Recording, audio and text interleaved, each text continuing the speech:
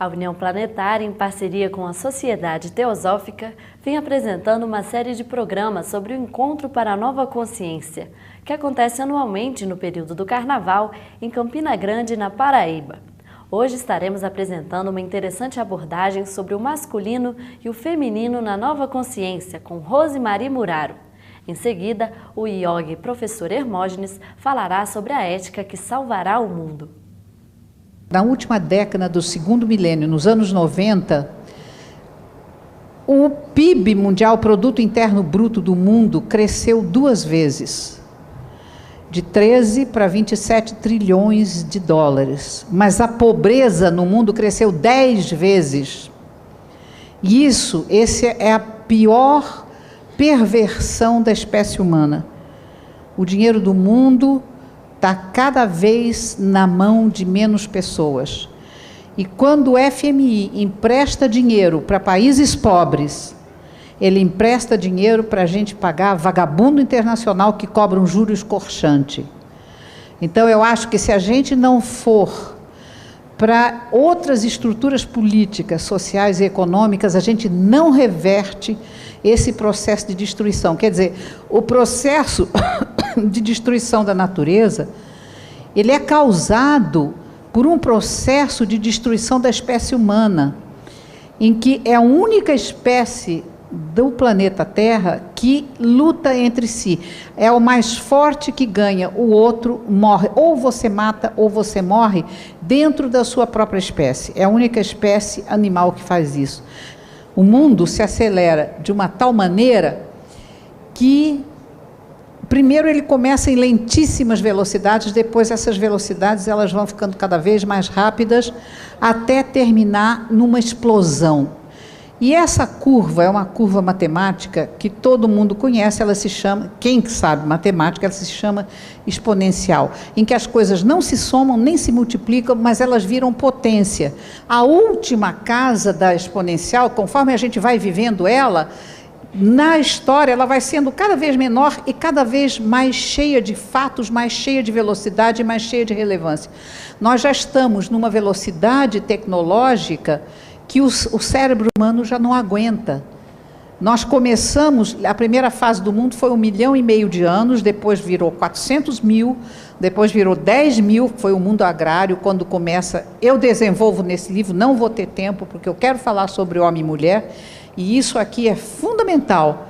10 mil anos, a outra foi 200 anos, e foi a primeira revolução industrial, e a segunda revolução industrial tem apenas 50 anos, ela começou em 1950, e nós já estamos no limite, que é a revolução dos computadores, e nós já estamos no limiar da mais terrível revolução de todos os tempos da humanidade, que é a revolução biotecnológica, do fato de você poder fazer com que o DNA, quer dizer, o ácido de dentro das pessoas, das células das pessoas, o ácido desoxirribonucleico, ele seja transgênico, quer dizer, você possa mexer, fazer uma engenharia genética e transformar o ser humano. Quem tiver dinheiro vai ter gênio, vai ter beleza, vai ter tudo. Quem não tiver dinheiro vai ficar como está. Então, hoje, com o projeto Genoma todo decodificado, a gente vai poder ter 2 humanidades que não se cruzam mais, a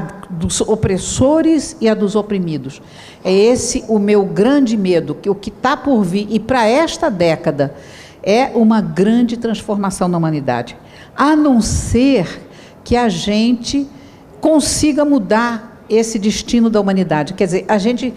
E conta-se também a anedota do português que dizendo, ora, pois, a anedota mais engraçada é destruir a lei da oferta e da procura. É exatamente isso que precisa. Você ter uma economia solidária em que a matemática seja o ganha-ganha, que interrompa essa espiral, enquanto ainda é possível, a gente não sabe se é possível fazer isso, ou então a gente não sobrevive mais 50 anos. E interromper a espiral é introduzir o feminino no mundo. A maioria das ONGs, a maioria das organizações que estão lutando contra a globalização são feitas por mulheres. Por quê?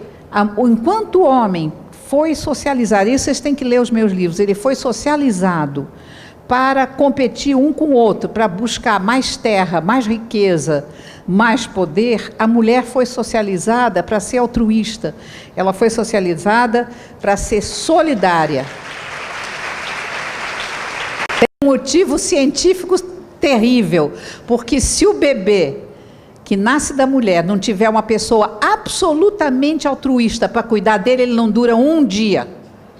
É por isso que a mulher foi socializada para o altruísmo. Na pré-história, que levou 2 milhões de anos, homens e mulheres eram altruístas. Quando o homem se torna competitivo para buscar a terra e o poder, há 10 mil anos atrás, a mulher continua altruísta. Então, a mulher é depositária dos valores arcaicos e moderníssimos, da solidariedade e da partilha. Gente, hoje a mulher é 50% da força de trabalho no mundo. Quando eu comecei meu trabalho feminista, que era justamente trazer a solidariedade, a partilha e não imitar o homem, como se pensou na primeira década, nós tínhamos 300 mil universitários no Brasil, eram 200 mil homens e 100 mil mulheres. Hoje, nós temos 2 milhões e 700 mil universitários, dos quais 1 milhão e 800 mil são mulheres. A mulher está me surpreendendo. E outra coisa, isto está trazendo uma mudança enorme nas estruturas, porque a mulher, na primeira década, ela quis tentar imitar o homem, ser competitiva, mas ela não consegue. Ela é sempre uma mulher bigoduda ou sempre um macho castrado. Então, nos anos 80, a mulher então resolveu trazer para as estruturas os métodos de casa, isto é, o altruísmo, a solidariedade, a partilha, de tal maneira que as mulheres fazem redes, os homens fazem bandos para brigar entre si. Nas firmas, no Estado, eles fazem grupos que competem entre si. A mulher não, a mulher faz redes. Numa firma, a mulher ouve os subordinados, ela dá uma cesta básica, ela dá um dia de folga. Então, as pessoas que não querem só dinheiro, mas elas querem respeito, elas pouco a pouco vão tomando a camisa. Eu vi isso no governo, a nível estadual, a nível municipal. Estou escrevendo um livro com Cristóvão Buarque, que é a reforma do Estado com enfoque de gênero, porque a mulher tem que entrar dentro do Estado para poder transformar de dentro para fora. Se ela ficar em casa, não transforma nada, que há 8 mil anos ela está em casa e não transforma nada. Então, nesse sentido, as firmas geridas por mulheres, a partir dos anos 80, elas têm o dobro de rentabilidade, o lucro vai lá para cima. Então, assim é que nos Estados Unidos as mulheres são 41% de todos os empresários. Elas empregam 80% da população americana e elas empregam, e os homens que defendem a alta tecnologia, eles despedem, despedida de operários em massa por causa da tecnologia. E, então, além disso, a mulher tem que mudar o sistema produtivo. E tem uma coisa muito séria que está acontecendo, um dado que eu não falei. A família, ela transmite hoje a relação dominante-dominado como se transmite um caráter biológico, porque a criança vê o pai batendo na mão, ou o pai mandando na mãe, então o menino tende a se identificar com o opressor e a menina tende a se identificar como oprimida. É assim que a sociedade competitiva, violenta, excludente e hoje globalizante, ela vai se formando, mas está havendo uma grande revolução no mundo. A revolução da mulher, ela nunca é uma revolução completa se ela não tiver o gesto de amor do homem. Então, no Brasil, isso também foi outra coisa que me surpreendeu, eu fiquei de boca aberta. Existem 22,5 milhões de famílias brasileiras que a mulher sai para trabalhar e o homem fica em casa tomando conta da criança. Gente, não é porque eles querem, não. É que o homem que ganha mais, ele perde o emprego. E as firmas, quando podem, elas substituem por uma mulher que ganhou a metade ou 70% do que ganha o homem pelo mesmo trabalho no Brasil. Então, os patrões enchem o bolso de dinheiro. E as famílias têm que mudar os papéis, mas acontece que esta revolução do homem é uma revolução tão importante quanto a revolução da mulher. Por quê? Porque na medida em que o homem dá uma mamadeira para a criança, na medida que o homem troca a fralda, na medida em que ele alimenta e ama a criança, menino e menina, ele já não vê mais o pai batendo e a mãe apanhando, o pai mandando e a mãe obedecendo. Ele vê uma sociedade democrática e pluralista. Ele vê 2 centros de poder. E ele vê 2 centros de poder? Não, 2 centros de amor.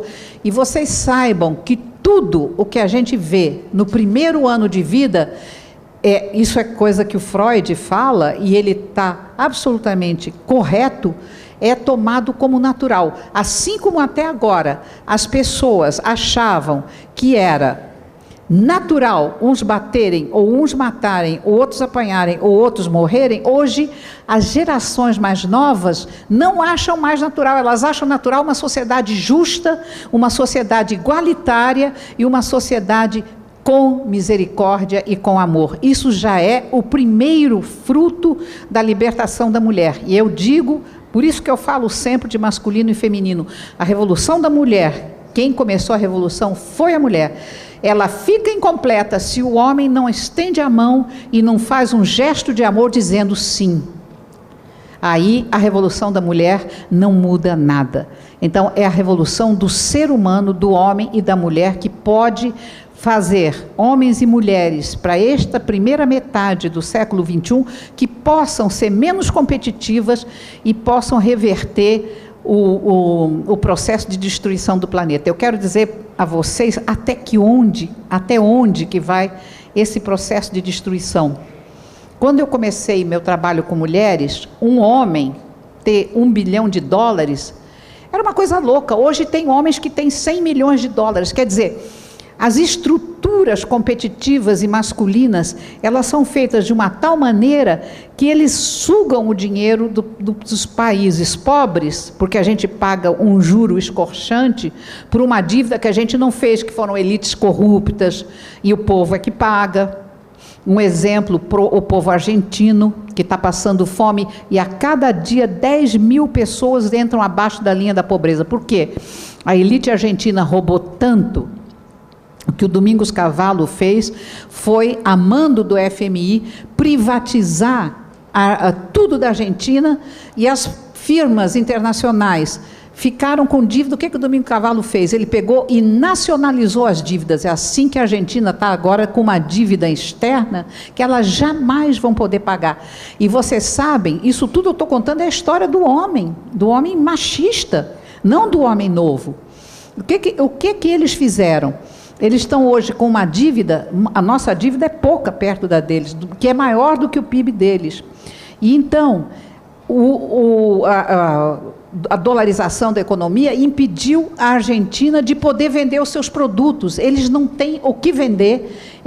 E um grande intelectual argentino foi na minha casa, eu disse, mas vocês estão com um vácuo de poder, por que vocês não tomam o poder? Ele disse, os militares mataram 30 mil quadros de esquerda, a maioria mulheres.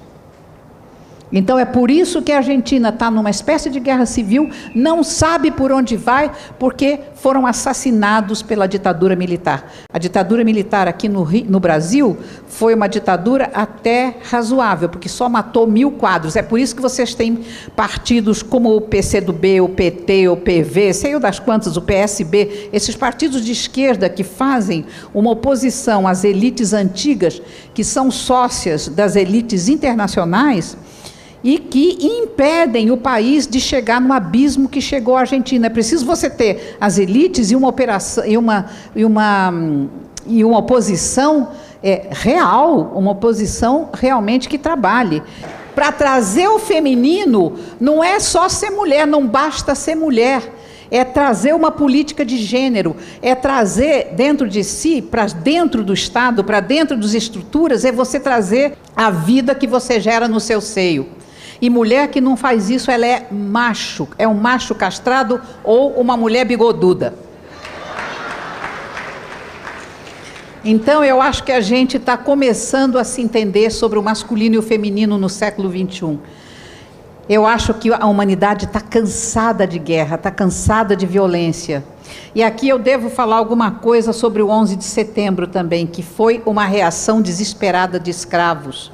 Não se veja as torres do World Trade Center como um ato terrorista, elas foram um ato de desespero. Então, quando eles foram lá, foi depois da conferência sobre racismo que os Estados Unidos e a Europa recusaram pedir perdão aos escravos. Foi quando os Estados Unidos se retirou com Israel, deixando todo mundo árabe humilhado.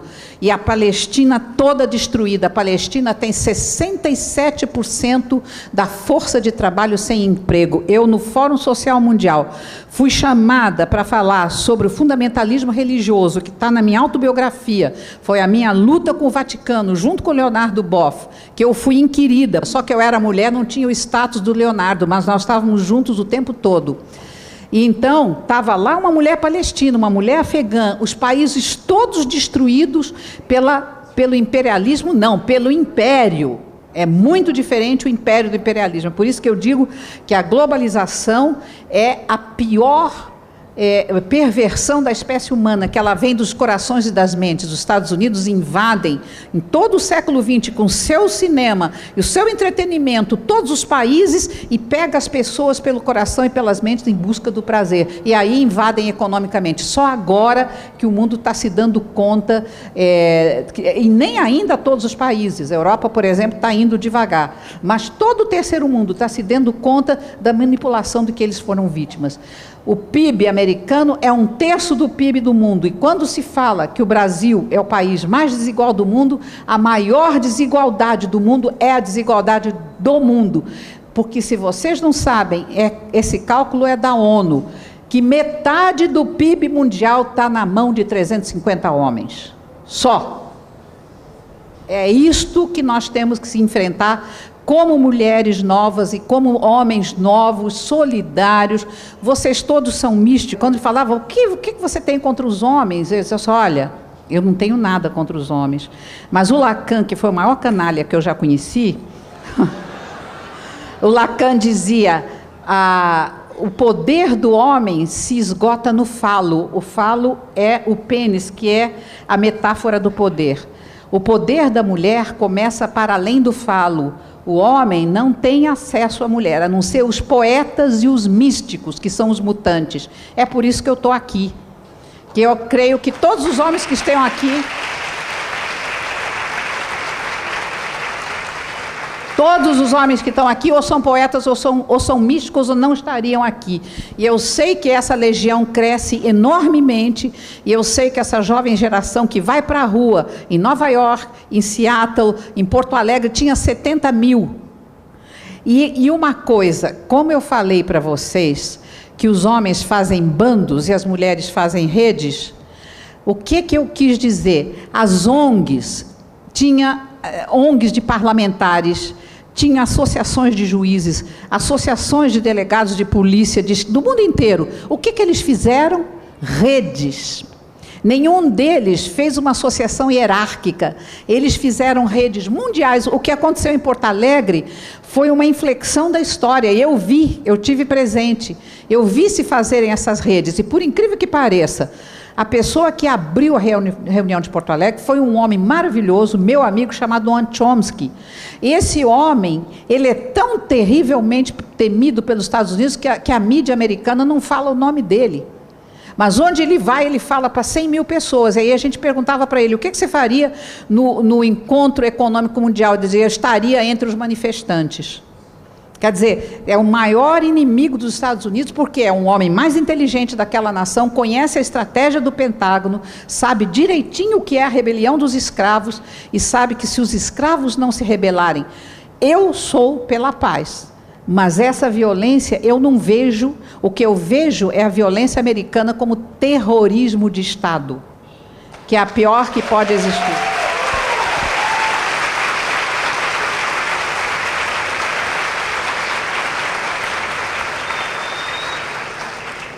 E esse terrorismo de Estado é que quer destruir todo mundo árabe. Porque os árabes são uma religião guerrilheira, vamos dizer, no sentido de não tolerar fisicamente a opressão. Agora, eu acho que há uma maneira mais profunda de você não tolerar a opressão, que é tentar mudar as estruturas. Mas, infelizmente, eles só ouvem a linguagem da violência. Eu espero que até o fim desta década, homens e mulheres jovens do mundo inteiro estejam nas ruas, pacificamente, mas isso assusta tremendamente os donos do poder, que são poucos.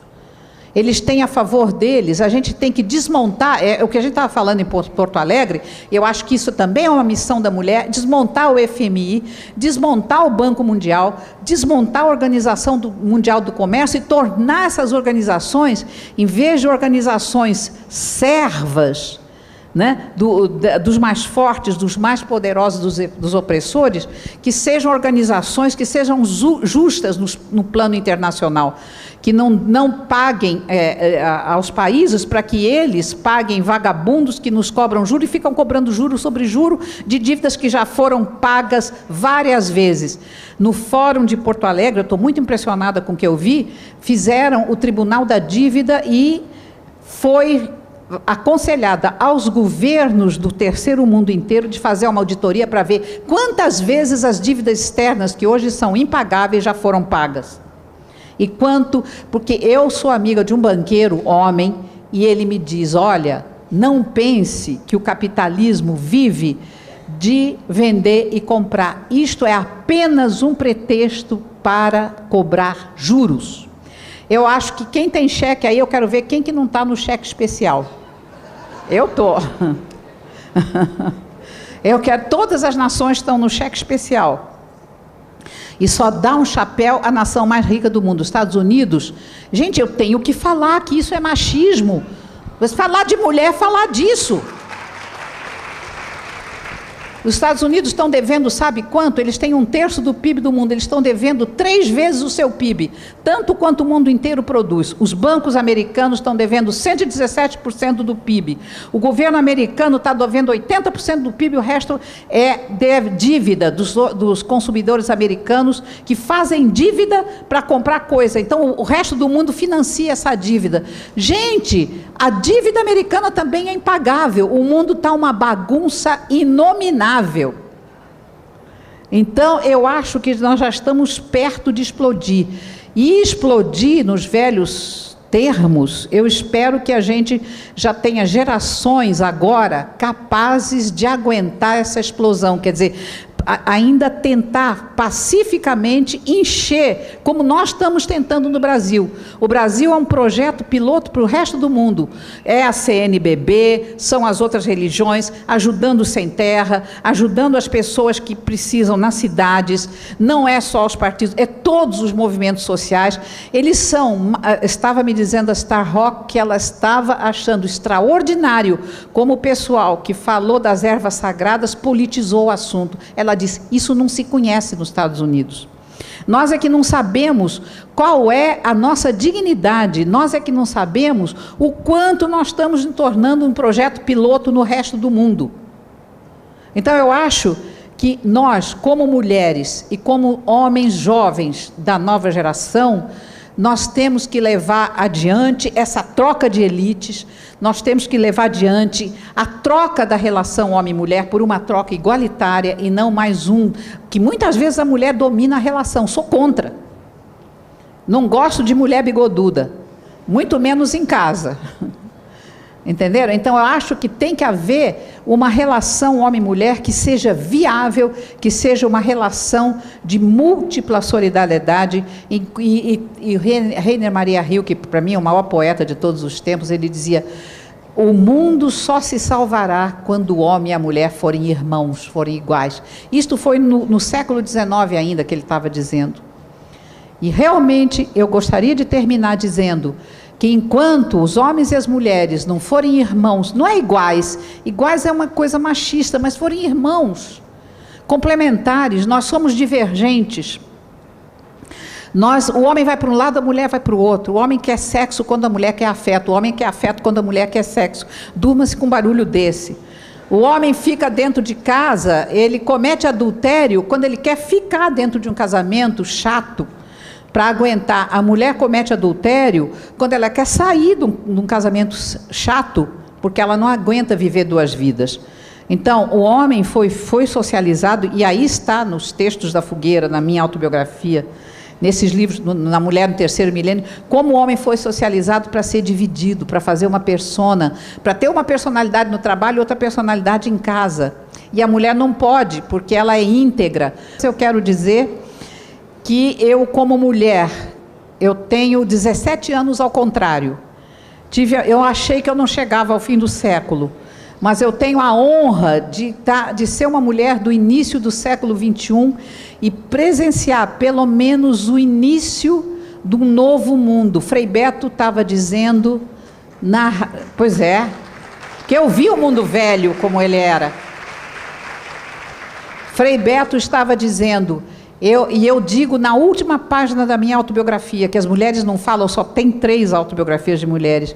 Eu digo, eu sei como é a terra prometida, mas eu ainda estou no deserto, estou cansada, acho que vou morrer, mas com os meus olhos cegos eu choro, porque eu vejo como é a terra prometida, mas eu não chego lá.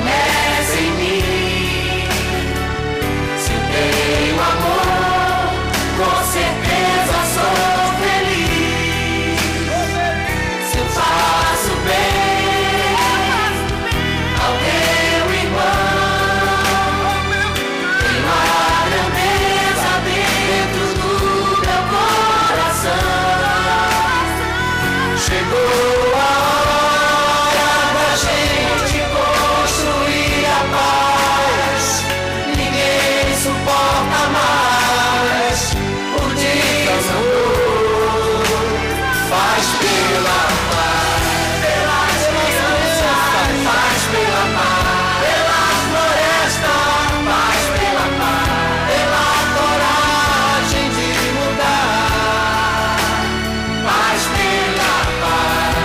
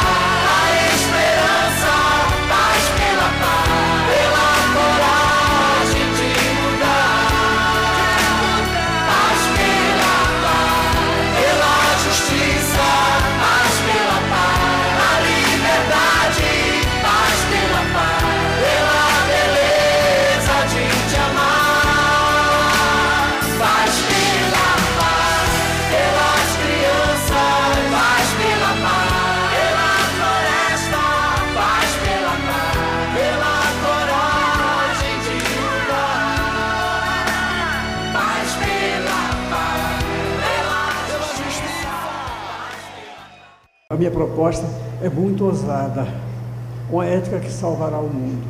Vocês não acham que o mundo está doente? Uma enfermidade terrível. Vocês não acham que é uma hora de agonia para a humanidade? Por quê? O que é que está faltando que gerou todo esse sofrimento? Eu encontro resposta. Falta de ética. Nós vivemos sem ética. Basta que volte a ética, o mundo terá solução. Nós temos uma carência de ética. Por quê? Porque predomina o egoísmo. O ego, no meu caso, chama-se Hermógenes, né? O ego pessoal. Vocês todos são egos. Quando a gente perde a noção do que realmente nós somos, que nós somos o Ser Supremo, um só. Quando nós perdemos a noção que nós somos o mar e ficamos na convicção de que somos ondas individuais, começou toda a desgraça. Porque sendo eu um ego, um fulano de tal, eu gosto de algumas coisas do mundo, outras eu detesto. Já começou muita crise é detonada a partir daí. Vocês leram os jornais de hoje, vocês devem ter notícias várias sobre o excesso de ambição, o excesso de cinismo, o excesso de querer tomar de alguém, o excesso de desejos, de apegos a coisas que transitam em nossa vida, que por mais que acumulemos, não conseguimos reter na hora da morte.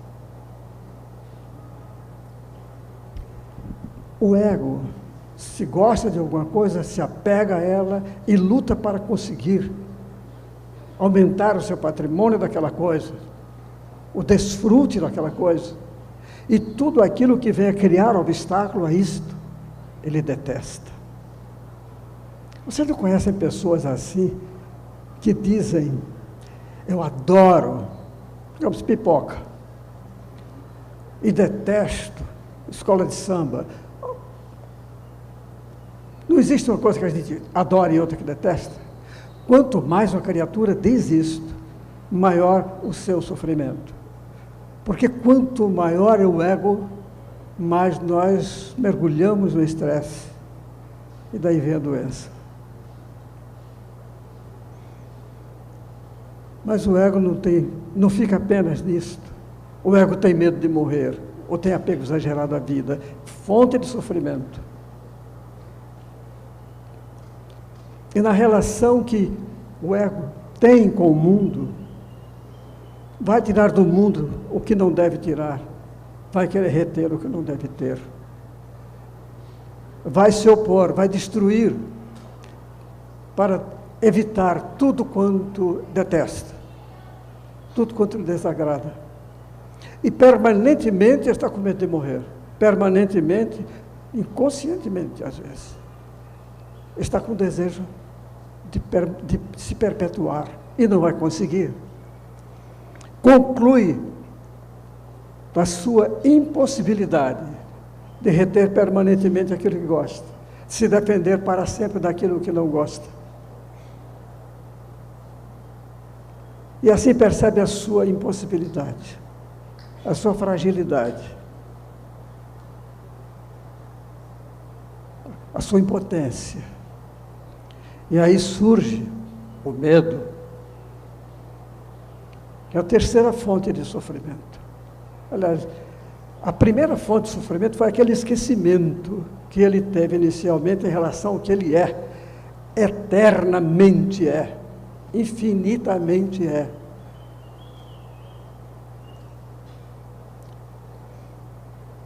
Perde aquela noção. Foi criado o ego. Na ausência desse conhecimento, dessa vivência, dessa percepção de que nós somos essencialmente um só.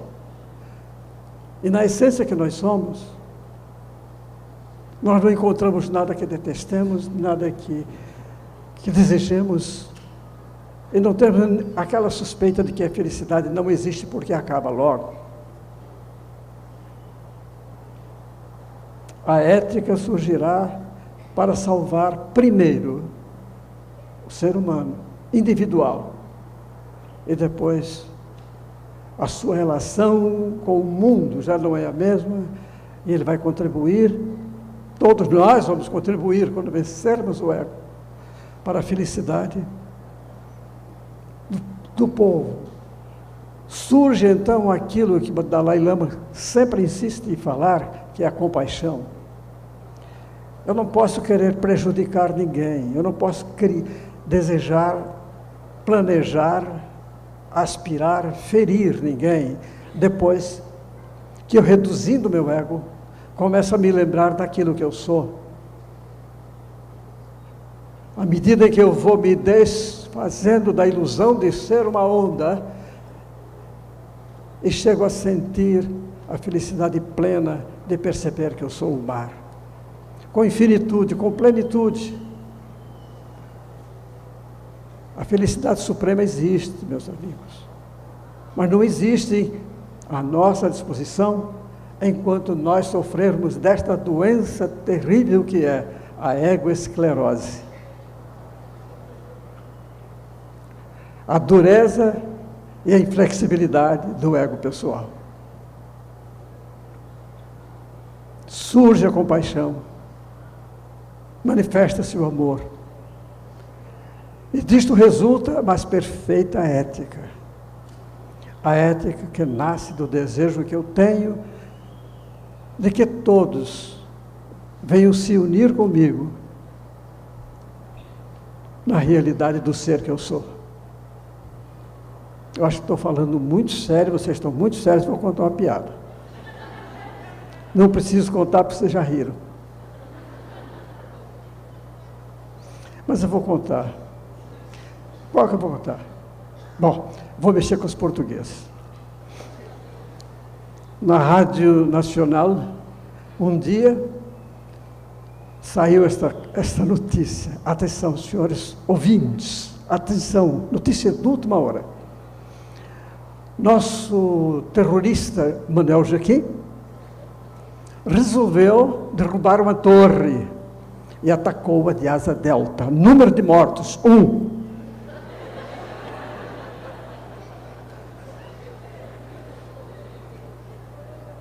Bom, isso já foi uma questão de amor, que eu sinto felicidade quando vocês estão felizes. O mesmo acontecerá com essas criaturas que desviam verbas, que seriam empregadas em benefício do povo e vão para suas contas particulares. Essas criaturas são doentes de ego, são ego-esclerosados, que querem apenas acumular em seu favor aquilo de que gostam, muito dinheiro. E os outros, eles repetem sempre esse mantra, que se dane. Aí está o quadro da humanidade. É simples. A proposta é muito simples. Eu tenho que vencer a ignorância. Eu não posso continuar pensando que sou Hermógenes. Eu deveria fazer uma correção e dizer, eu estou Hermógenes. E estando Hermógenes, eu não posso dar rédeas soltas aos meus desejos, aos meus apegos, às minhas aversões e aos meus medos. Isso já vai me trazer a felicidade que facilita eu amar mais, eu ter maior compaixão. Se isso acontece com Hermógenes, acontece também com o Clóvis Nunes, acontece também com a Patrícia, acontece com o Nildo, acontece com cada um de vocês. A solução para a humanidade, a paz do mundo começa em mim. Esta é a proposta mais fabulosa deste encontro. É a convicção de que a paz do mundo começa em mim, a felicidade do mundo começa em mim, a alegria do mundo começa em mim. Não podemos esquecer isso. Não podemos esquecer isso. Se eu reduzir o meu ego, eu já estou contribuindo para a ética que há de salvar o mundo. A ética está tão abandonada, gente. Não é somente pelo egoísmo, não. É porque A palavra ética e moral já foram muito usadas com injustiça, com hipocrisia, e ninguém acredita. Ainda há a contestação de certos ramos de filósofos, de certas escolas de filosofia, que defendem a tese que a ética é impossível porque ela é relativa, e ainda mais, viver eticamente reclama uma coisa chamada contenção pessoal, repressão. E para ser feliz não temos que reprimir coisa nenhuma. Há muitas propostas em nível internacional que falam nisso. Solte o animal. É proibido proibir. Primeiro, a resposta da repressão. Eu reprimo quando eu tenho que obedecer a uma autoridade ou um mandamento do qual eu desconheço as razões. Se eu compreender a razão e fizer uma opção acertada, em vez de tomar um copo de líquido intoxicante e tomar um líquido saudável e puro, se eu opto pelo primeiro, aliás, se eu opto pelo segundo e deixo o primeiro, por minha decisão, porque compreendi, eu não vou ter que reprimir nada. A repressão existe quando a gente não compreende e se sente obrigado a atender, a se reprimir. Mas se você compreende, não. Depois, é contestado sobre o que é o bem e o que é o mal. Não existe uma resposta certa, definitiva, perfeita para esta pergunta. O que é o bem? O que é o mal? No entanto, na filosofia do yoga, a gente tem uma resposta que eu considero, eu considero, e muitas pessoas consideram quando penetram nessa verdade, que é uma resposta infalivelmente certa. A continuação de um sistema, a permanência de um sistema, seja qual for a natureza desse sistema, esse sistema é tudo aquilo que funciona com partes diferentes, desenvolvendo ações diferentes. O violão, já hoje foi dito aqui numa palestra, tem cordas diferentes. Cada corda tem um som diferente. O som diferente da corda é aquilo que dá à corda a sua permanência, o seu valor. É uma corda Ré, é uma corda Si, é uma corda Mi. Se uma corda Mi não consegue dar aquela nota, se a corda não dá aquela nota, ela perdeu a sua condição de nota Mi. A água, se ela não dessedenta, se ela não refresca, se ela não serve para as plantas, continua água? Não. O fogo tem o seu comportamento típico. Esse comportamento típico das coisas, que fazem parte do sistema, esse comportamento é segundo a natureza da coisa. Representado por uma raiz sânscrita, Dri, D-H-R-I. Dri é aquele comportamento, aquele desempenho que faz com que uma coisa se mantenha sadia e existente. Perdeu o Dri, não cumpre o Dri, ou contraria, então vem a doença. Vem a decadência, vem a entropia, que é o processo que vai terminar na extinção. Para ser mais prático, cada animal, cada planta, segundo a sua natureza, tem um comportamento que lhe é perfeito, para poder exuberantemente viver. Se fugir daquele papel que deve representar perante a vida, no palco da vida, aquela parte do grande sistema vai se extinguir, vai sumir. Sendo bem prático, um jacaré só tem vida e saúde enquanto se comportar jacaremente. Se um jacaré adoidado acha bonito uma borboleta voando e resolve viver borboletamente, vai cair numa neurose danada e vai se acabar. Pois bem, tudo que existe é sistema. E todo sistema tem o seu dharma, que é uma palavra que evoluiu do Dri, que é a sua forma de viver para lhe dar continuidade, para lhe dar eficácia da vida. Deu para entender isso? Eu não entendi muito bem, não, mas espero que vocês tenham entendido. Pois bem, o ecossistema de amplitude fantástica é a humanidade, é o planeta. No planeta, cada ser cumpre um papel que lhe é específico, segundo sua natureza. Isso vale para o ecossistema, isso vale para um sistema chamado família, isto vale para um sistema chamado relógio.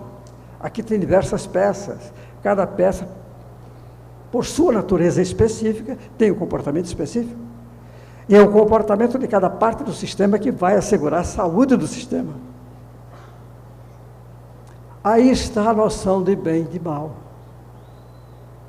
Se eu cumprir aquilo que a vida espera de mim, pelo que eu posso dar, segundo a minha natureza, eu vivo na virtude. Eu tenho saúde, eu tenho satisfação. Se, diferente disto, eu me comportar contra ou indiferente ao meu dharma, ao meu papel, a doença me alcança. As nações têm seu papel específico. As classes têm. Cada pessoa tem. O comportamento específico, o dharma específico de um médico é muito diferente do dharma específico de um advogado. Tudo funciona bem se você cumpre o dharma, ou seja, aquilo que a vida espera que você cumpra no palco da vida. Deu para entender? Não. Se não deu, eu vou repetir aqui até o dia amanhecer. Porque é preciso entender isso. Você está errado quando você não está vivendo segundo a sua natureza, que é aquilo que você tem que fazer perante a vida como um todo, como um sistema.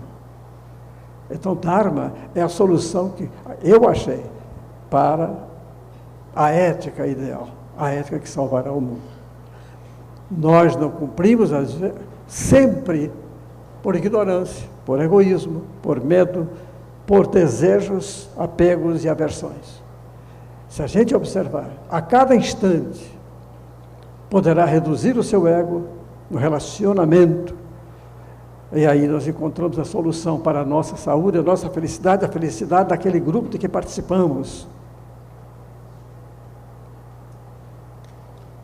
Esta é a noção do bem e do mal. Pecado é você não viver aquilo que a vida espera de você segundo a natureza que você tem. Isto é pecado. Quando vocês compram um aparelho qualquer, recebem o manual de uso, né, do usuário.